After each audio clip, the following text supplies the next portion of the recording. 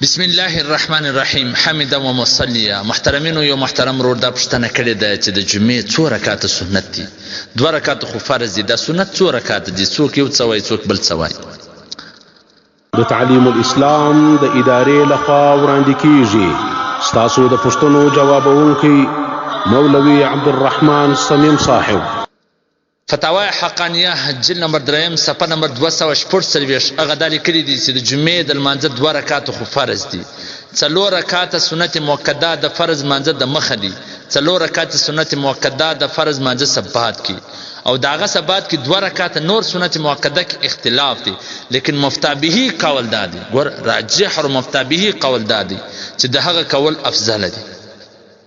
او په دغه 2 رکعاتو کې هم دا هم وکړه 2 رکعاته چې کم دي، یعنی مکمله سنت 2 رکعات 10 رکعات، 4 د لمانځه د مخه، 4 د لمانځه سره بعد کې د فرض لمانځه سره بعد.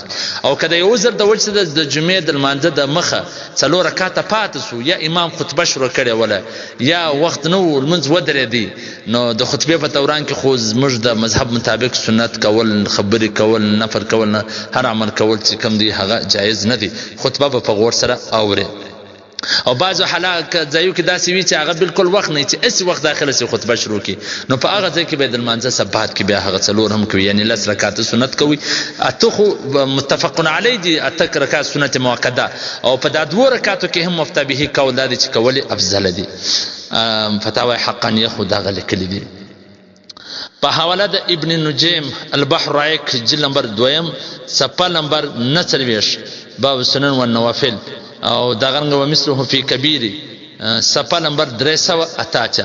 محترمینو، دا سنت کوي، دا نفل کوي، دا به د قیامت پر ورځ په کار درسي. دغه سستی او کمزوري مکوي چې نن سبا خلکو په سنت پسې هم لرګي راخصي، په نفل پسې هم لرګي راخصي دي. بالکل دغه زموږ د علما او مخته د ټولو حدیثو مجموعه پرته ولا. دا نن سبا یو کتاب وکړي یا تبر کتاب وګوري، د اردو د حدیثو اردو ترجمه وګوري، بار د سنت خلاف خبرې کوي. زموږ د مذهب د امام ابو حنیفه رحمه الله د هغه وخت دا ټول فقها او مخته دا ټول مجموعه پرته وي. په د حدیثو د هغه ډیر شری لیکلي دي، د بخاری شریف ډیر شری، د احناف لیکلي دي، او دا غرنګ د مسلم شریف لیکلي دي. دا ټول د حدیثونو دغه مخته د حدیثو مجموعه پرته و دغه فیصله کړې دي. نو په دې کې شک او شبهه مکوي. محترمینو، د جمعې په ورځ 10 رکعات سنت کوي، دا بس د پر ډیره بهتره وي. والسلام.